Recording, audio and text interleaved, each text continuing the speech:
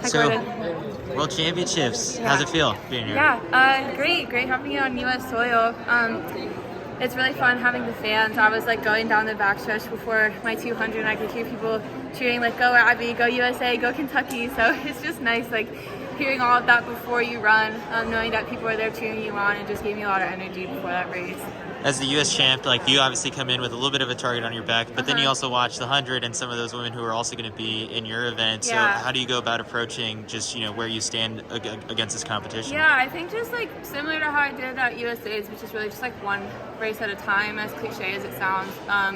That's what works best for me, is just like focusing on what I need to do in each race to get that big Q and then set myself up for the final. And then once you're in the final, anything can happen. So trying not to look too far ahead or pay attention to, who's been running what, just keeping it focused on my lane.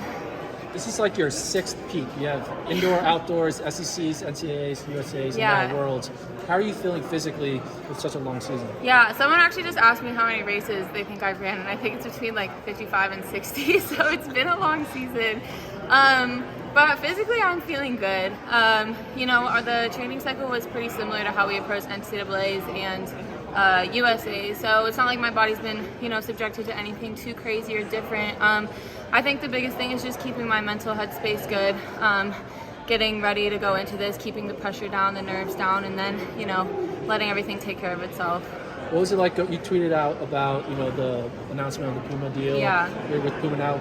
Kind of take us through like that behind the scenes of what it was like, kind of going through that process, and kind of elaborate on what you said on the interview. Yeah, I think that was like a bit of a stressful time period, and this time period is just stressful in general when you're trying to figure out so many life decisions.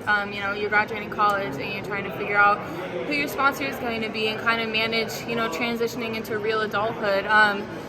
So yeah, that was tough because Puma and I were waiting to announce it before Worlds to kind of get the hype going.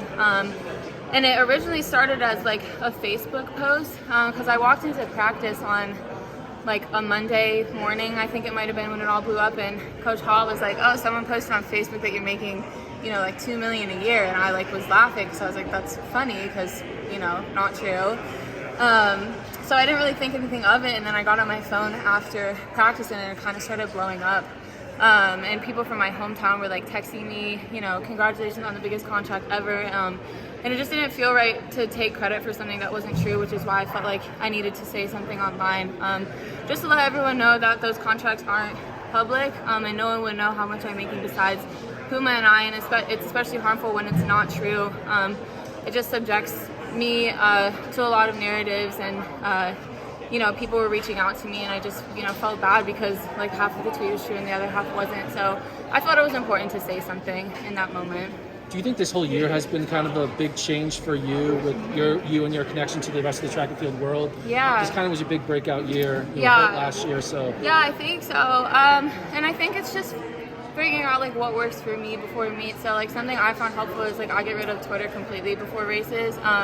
That's like one form of social media to me that can kind of get in my head because I can't control what I see as much. So it's really just like, as fun as it is, as social media can be, it's just really finding what works for you. And it's a great way to connect from fans, but before meets, I feel like that's what helps me the most. So it's really just kind of a balancing act. Some people can handle it really well. For me, that's what works best for me. So just figuring out, what makes me the most comfortable going into meets, and using that as I transition into these bigger meets in the professional life.